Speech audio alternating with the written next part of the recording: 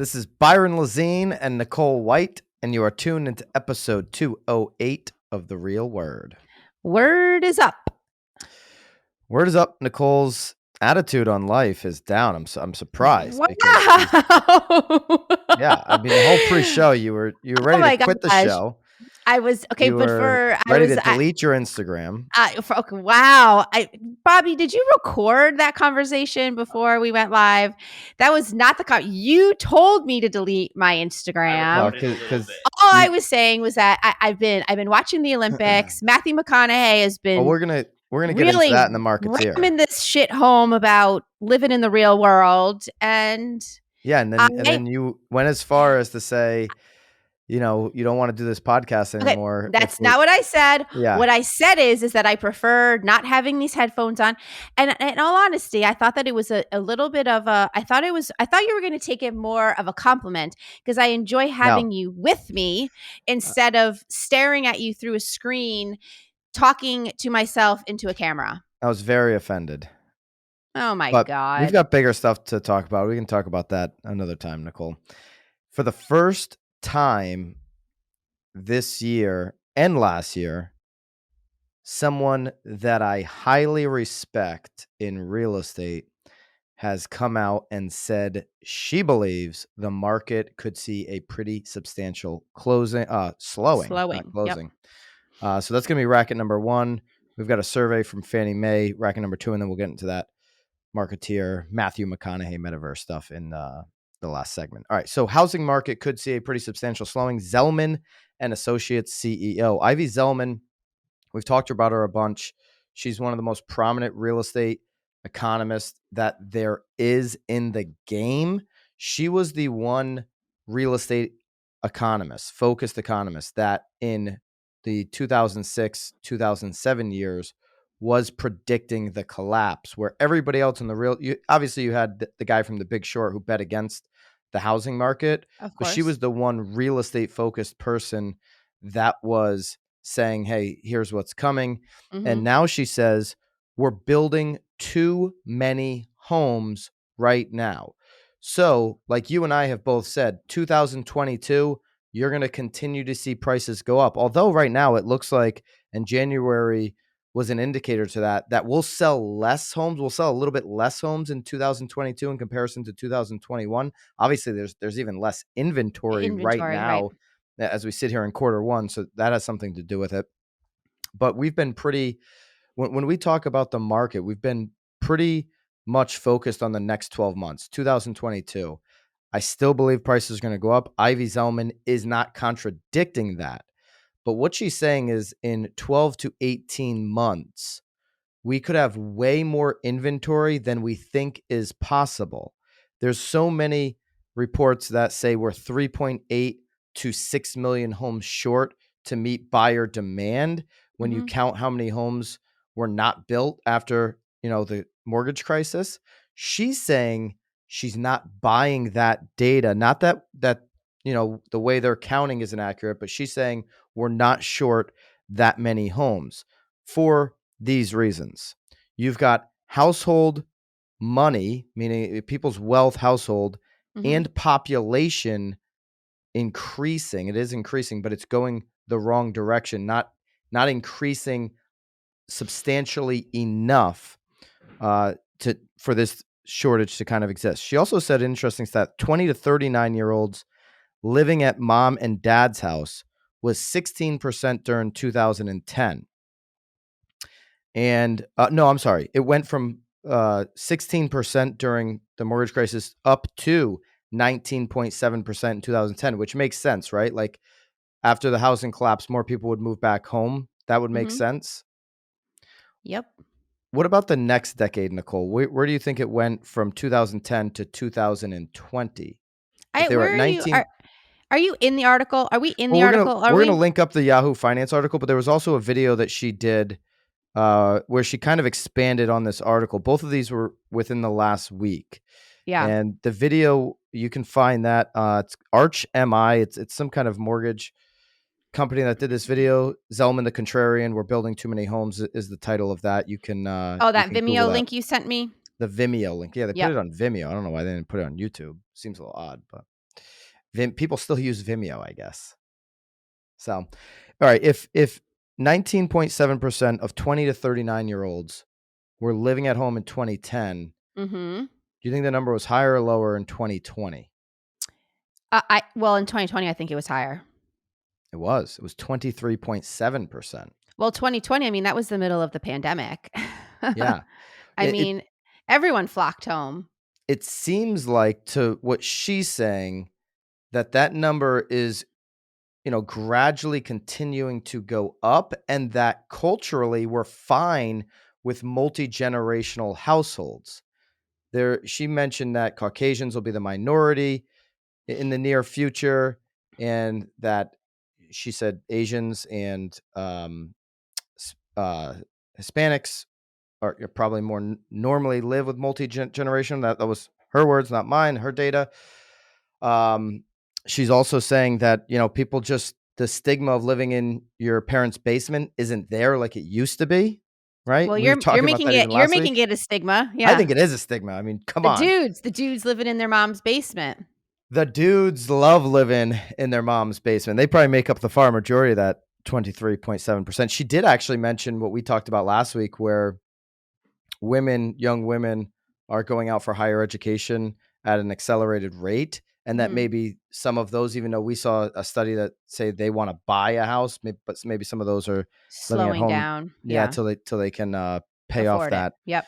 The loan. Anyways, when you look at that young group, 20 to 39-year-olds, at the end of the day, what we're not doing is building the right product for affordability.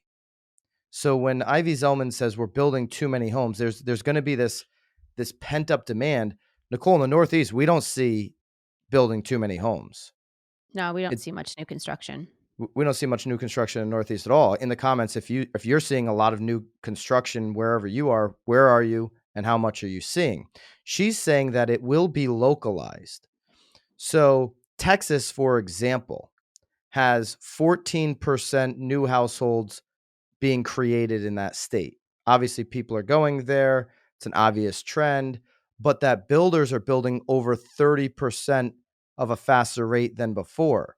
So if everybody's on the same path, meaning all the builders are like, oh man, everybody's coming down here, Build, I'm going to build, start build. building more. Everyone has the same game plan to build, build, Right. build, and you're outbuilding the pace of people coming in.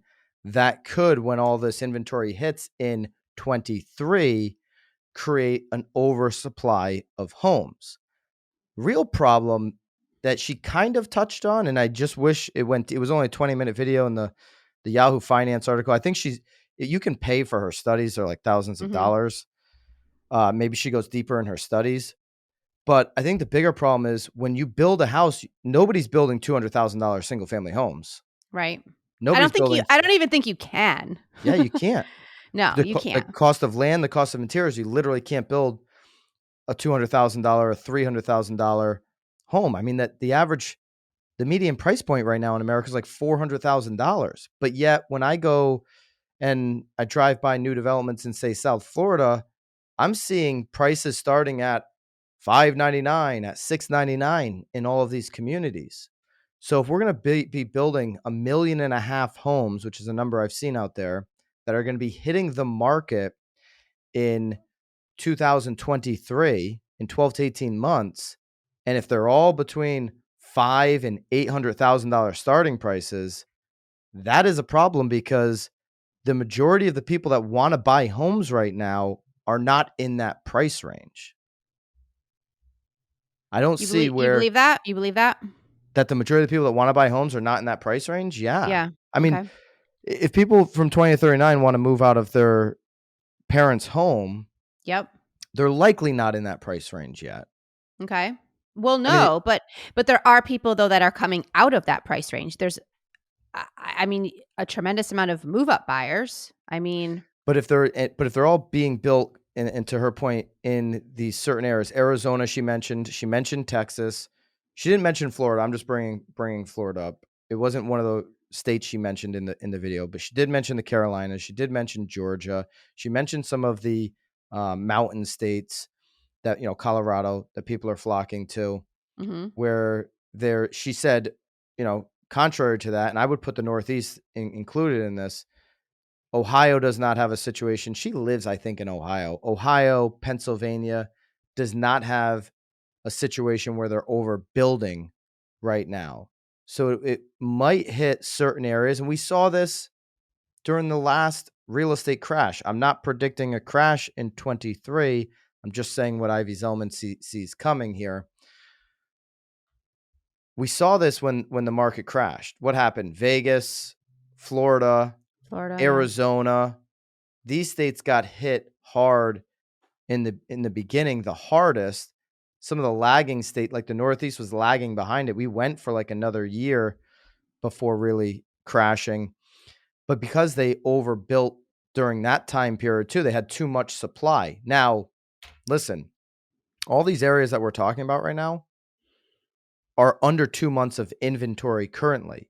Back then, they were over 10 months of inventory. She didn't touch on that at all. But she does say that we're building too many homes and that it's going to catch up because you will have at that in 2023, we know we're going to be in a 4% interest rate. We know that there are more homes coming on the market in some areas, new construction, and that investors, they're buying up 26% of homes right now. Investors are buying 26% of the single family homes. If it looks like the market is going to drop significantly, I think the majority of these investors have said that they want to hold these and rent these. But right. What if, and this is what she said, what if, Nicole, some of these investors decide to take some money off the table? Wall Street is going to control the market in a lot of different ways that we don't fully understand. They control the stock market by algorithms. They buy up a stock and then everybody sells at once. And like Facebook just dropped 26% last week when all these algorithms and hedge funds sold. The same thing could happen with real estate. If all of those investors say, we're going to take 20% of our portfolio off the market and push inventory onto the market, that does drop prices on single family homes quickly. Whether that happens or not, whether they just hold them forever, I don't think they're going to hold everything forever. Would you agree with that? I agree with that. At some point, they're going to take some money off the table. No? Yes. No, I agree. I mean, the reason that they're putting money into real estate is because of the stock market. So, I mean, naturally, the market's going to ebb and flow and they're going to pull it right out and probably put it right back in. You know what I started watching last night in the middle of the night? Have you seen Billions? Have you watched the show Billions? I mean, of course. It's the greatest show of all time. You're not watching the new one, right? You're watching the original? I am watching the first season from 2016. Clearly, I've been in a hole.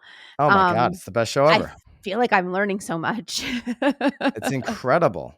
Bobby Axelrod is the best character, up there with Ari Gold on Entourage and Logan Roy in Succession. I mean, he's I was going to bring up Succession too, because it's kind of like the same, so I started Succession. I think I got through the first season. I mean, now you went to Billions. Now you're going to have a compete. Like, which one do I watch? Well, so I'm having a hard time getting in. I started Ozark. I tried doing Yellowstone. Like, it's all these You're trying a lot of different shows. Nicole. I really am trying a lot of different shows. I'm trying to, So what was the Billions reference here? No. because again, it just sparked it because it's about money and investing and pulling and dropping things and short sailing. And it's just, it's all that. And you see, for those of the listeners that have seen Billions, you see how these hedge funds can really manipulate markets. Oh, for sure. And the government and people's lives. I mean, it's yes. And this is all and that was based off of, based off of a real hedge fund manager, obviously loosely based. They have all these crazy storylines and all this kind of stuff. Same thing can happen in real estate where if these investors see it coming, okay, interest rates get to 4. When interest rates went to 5% in 2018, the market stopped on a dime. Yes. Because there were so many people that were locked into 3.75 and 4 interest rates at the time. It They was said, too expensive for them to move. they're like, why would I move? I got this It's great yeah, interest rate. I'll just make this yeah, house work. right. You could see the same thing happen by the end of 2023. If we get to 4.5, 5 again, it's even more of a gap because people are locked into 2.75 right now. Right. Yep. They're locked into 3. Why would they ever want to sell out of that mortgage Right. rate? Yep. You wouldn't want to give that up. Never. And Ivy Zelman says, theoretically, we start to see a 30-year fixed rate as high as 4, which we've seen touch already this year. We have about 70% of homeowners locked in below 4. So if you're locked in at 3, rates are now 4. It's that big disincentive. But if it gets to 5, boy, that is that screeching halt. A lot of people can't afford homes. A lot of this new inventory that Ivy Zelman's referencing in 2023 is going to be much higher priced than. That's why resale homes, have exploded in price appreciation, because they're still selling cheaper than new construction, and it's still cheaper to buy those homes than, the similar like property on the rental market. We went through that Mhm. whole Yep, a few weeks ago. data off of Redfin. We'll link up the Yahoo article. There's a lot of interesting takes there. If you Google the Vimeo video that she just did, it's Zelman the Contrarian. We are building too many homes. It's interesting. I want to be clear. 2022 home values are not going to sink. But when you have an increase of inventory in 2023, when you have an increase in interest rates in 2023, and you have investors potentially taking money off the table, that's when you see a market cool. It means there's going to be opportunities for people in 2023. So Mhm. get your cash up and get ready, because 2023 could bring some real opportunity in the real estate market, and prices will probably go down. Bracket number 2, Nicole. Yeah, it sort of piggybacks. It does piggyback. It's a great piggyback. It's like you planned it. It's like I did plan it that way. I did. It's like we've had 2 years of great news, and now we're getting into a little bit of other news. Home buyer sentiment hits a new low in Fannie Mae's National Housing Survey. So affordability and supply constraints seen as limiting opportunities, particularly for younger buyers. Definitely in correlation with the last segment. Percentage of Americans who think it's a good time to buy a home fell to an all-time low in January. An all-time low. With rising home prices and interest rates exacerbating affordability issues, according to this Fannie Mae survey. So only 1 in 4 consumers that responded to Fannie Mae's latest monthly national housing survey thought it was a good time to buy, a new low in survey records dating to 2010. Now, if you bought a house Yep. in the last 2 years, you have equity right now, you're up. You have equity if you bought 6 months ago. Yeah, exactly. Yeah. You probably didn't fill out the survey. Why would you even care? You just Right. bought your house. Well, You're good. so that I was going to bring that up, because are you at, like, if you're asking me, like, it's very different than someone that's actually looking to buy. Because again, I mean, you ask any agent out there right now that's listing a home, I'm certain that they have 50 showings and at least 25 offers. So Yeah, so it seems like everybody wants are to buy. they right? So is it really? Are they feeling like it's, or is it, your grandfather saying it's a horrible time to buy? I don't Right. know. Yeah. Or those TikTok commenters who just haven't bought a house. They're one of the 24% people Oh, living they're in like their spammers. mother's basement. They're spammers, they're Yeah. haters, they're trolls, Total and haters. they Yes. just want they just want the market to crash, not because they have any money to jump in and buy. They No, just just so that want they to can say that they be were right. Yeah, they just want to Yes. see pain Yeah. on the streets. Because Uh, God forbid anything good happens. yeah. Yeah. It could be those people filling out the survey, or it could also be the people who have been trying to buy the last 2 years, haven't been able to buy, and are frustrated Super with the frustrated. market and are thinking Yes. about going back into the rental market. I I I'm gonna believe that over the next 6 months, we're gonna see more of that. People are just like, because we're still hearing it from every agent, 20 Right. offers, 30 Yep. offers, 40 For offers on these sure. Yep. properties. Yeah. And eventually people are gonna say, you know what, screw this. This is Yeah. crazy. Oh, I think lots already are. I think a lot of people, their rent needed to be renewed, or yeah, I think that we are seeing it a lot. I think most of the people that are now still buying are ones that have to buy for sure. Fannie Mae's Home Purchase Sentiment Index, HPSI, which distills information from National Housing Survey into a single number, dropped 2.4 points to 71.8 in January, which again is that lowest level. And, you know, Ivy Zelman, going back to the last segment, she did say she's a mother of three. If Mhm. you need more space, if you need to buy a home, still go buy the home. She's not saying because of what's coming in 2023, Right. don't buy a house based off of need. But Right. if you're thinking about buying in 22 at the top of the market just because you don't have a pressing need and you just like, I'm just going to buy a house just because, Right. that's where it gets into a bad idea, a tricky situation. I always say if you're buying a great location and you know you're going to hold it for a long time and you can get a great deal on your money or maybe a little bit under market, even if the market's at the all-time high, you go Mhm. ahead and you buy that property if you know you're going to be able to hold it for a longer period of time. So Nicole, what do you think though? Is it a bad time to buy right now? No, I don't really think it's a bad time to buy. Is it a frustrating time to buy? Obviously. But no, I mean, I don't think it's a bad time to buy at all. I mean, again, but piggybacking off of what you said too, I do think it depends on what is the individual's need. But I do still think that it is affordable monthly to buy. So no, I still think it's a fine time to buy. It's just being able to land that house that you want. That's the problem. Another problem that people are having with this market right now, and they're going to take it out on the housing market. Obviously, the stock market hasn't been good in 2022. Two-thirds of Americans, 66%, said they think the economy is on the wrong track. That's up from 65% in December. And the percentage who said it's on the right track dropped 2 percentage points to 24%. So not many people think this economy in 2022 is heading in the right direction.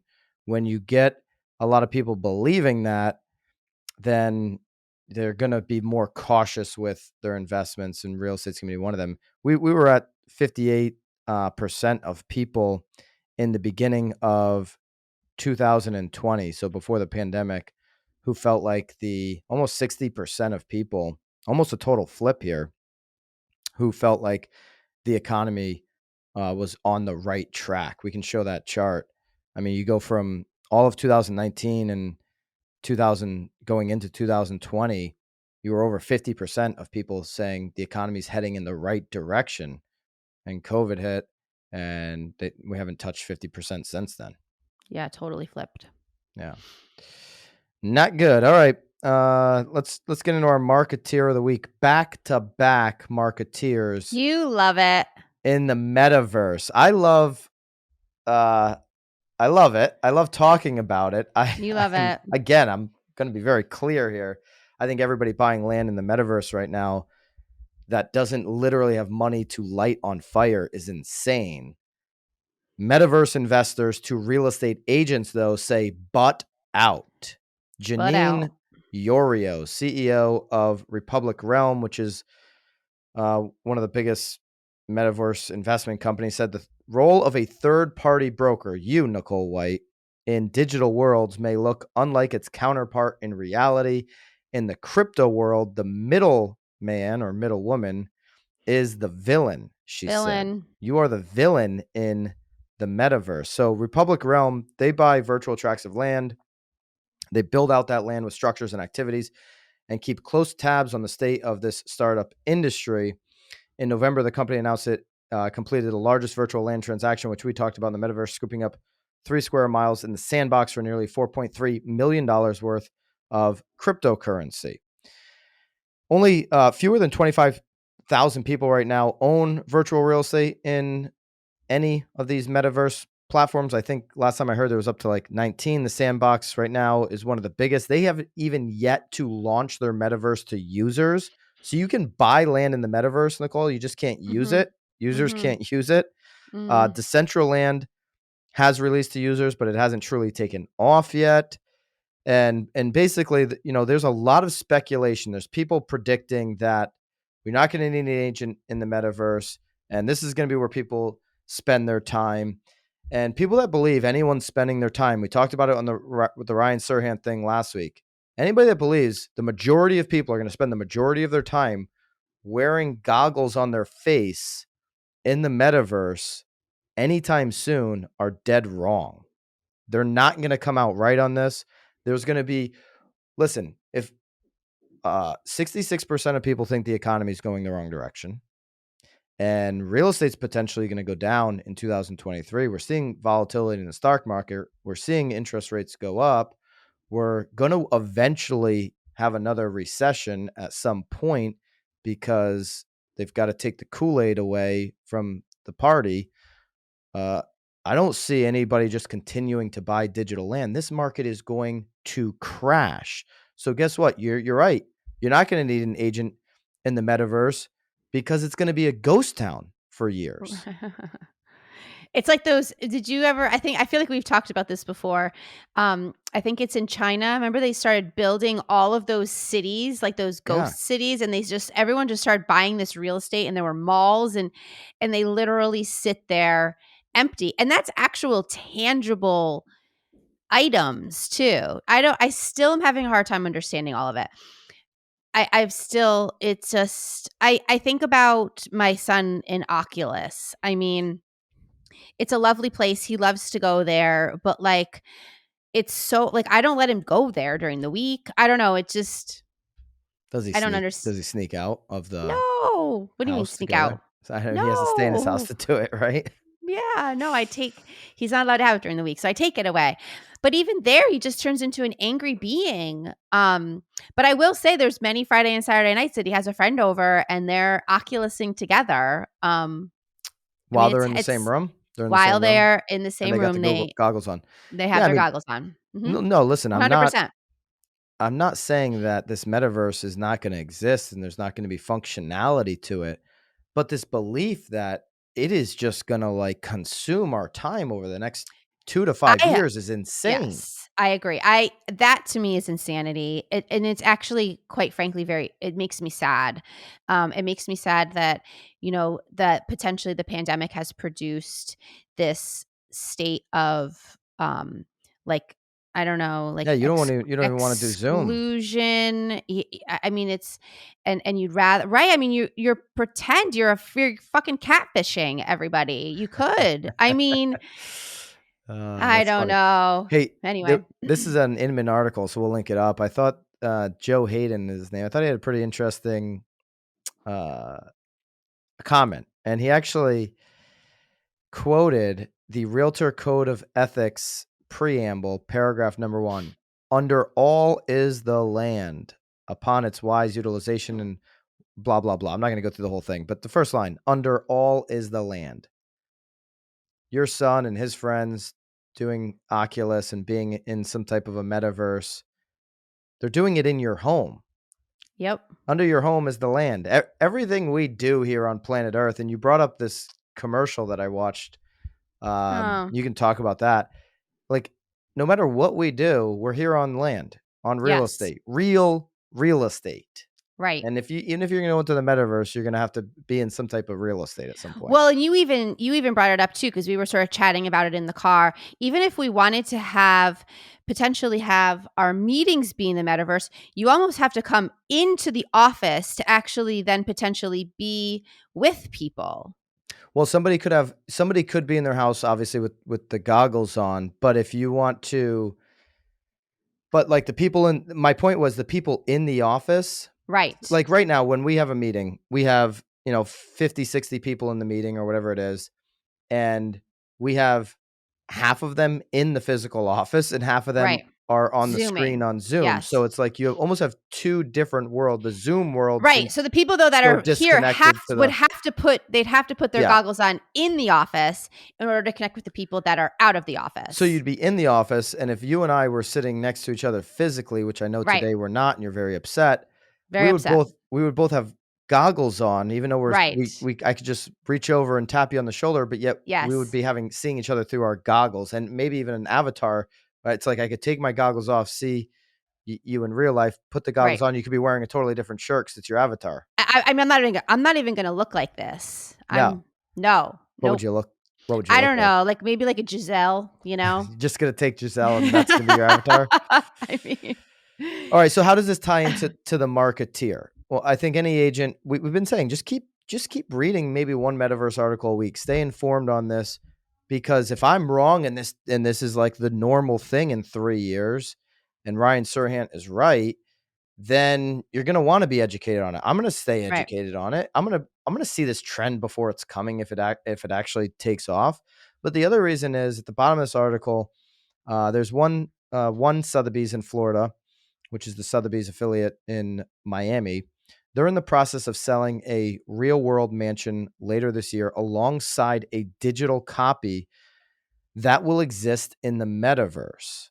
I think for the luxury market, not your median price point, somebody that's just trying to get into the market for $300,000 or $400,000, but for your luxury buyer, there could be an angle there for luxury agents to do something like that, have an exact replica in Sandbox or wherever, and you're also selling them that digital copy.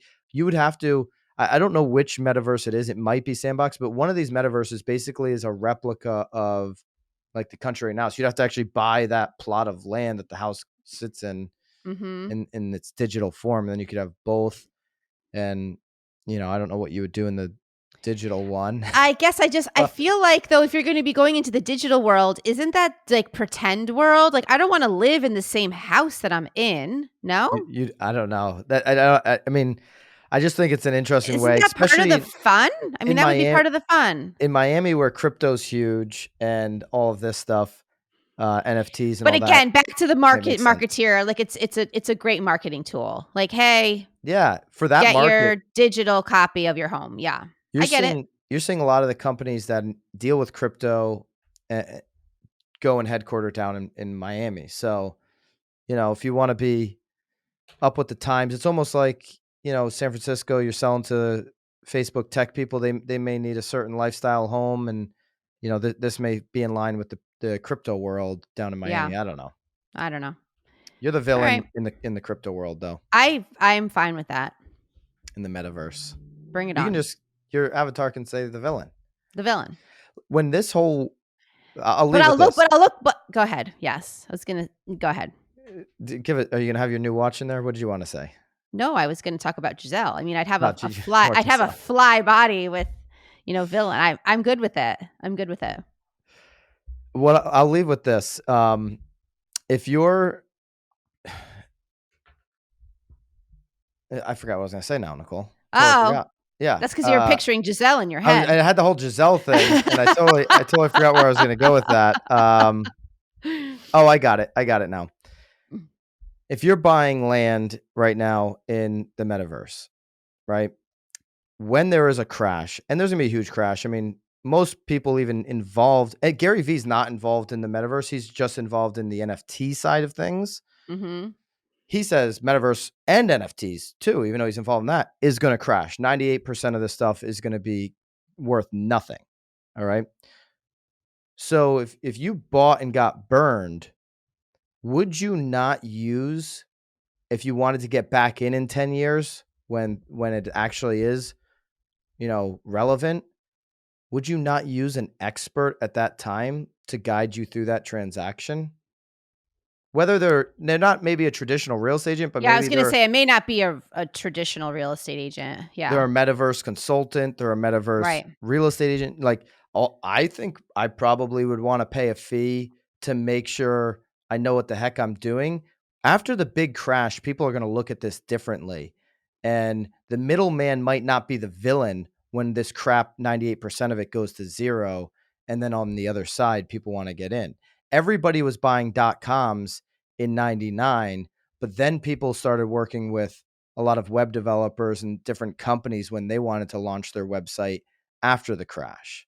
I Right. think the same thing will actually happen here. So I don't think the middleman right now, they're the villain because it's a cute little thing. Well, and because they got people like you and I telling them that they're crazy and, get out of your mom's basement. Everybody right now is, speculating and the market keeps going up. This thing crashes. The experts, the people that know this world better than anybody, will not be the villain. They'll be in control. For sure. All right. Tell us what you think in the comments. Love to hear your thoughts on if your market, going back to the first segment, is building too many homes. Do you agree with Ivy Zelman? Are we going to be in a total flip scenario in 2023 when it comes to inventory? What are your thoughts? And obviously, crypto world, what are your thoughts in the comments below? We'll see you next week. I may just have to fly up and see Nicole and do it in person. She gave me an attitude the whole first 10 minutes of the show. Attitude? You didn't even want to chime in there. You were, you like to talk. I let you talk. I feel like it works well, Took you half the show to, even want to participate. Well, I wanted to make sure you got through all of your notes because you were so worried about placing them properly so no one could see them. So yeah, I got plenty of notes here. Yeah, I wanted to make sure you got through all of them. That was all. Good. All right. Are you going to be back for an episode 209? 100%. I mean, I welcome you to fly up, or maybe I'll fly down. Yeah, fly down. There it is. Yep. See, Bobby's like, yep. I think I have to take Bobby with me though. No, Bobby can stay up there. You can fly down and you'll be fine. All right, guys. See you next week. Bobby's looking a little pasty. Yeah, he needs a little sun. See you guys.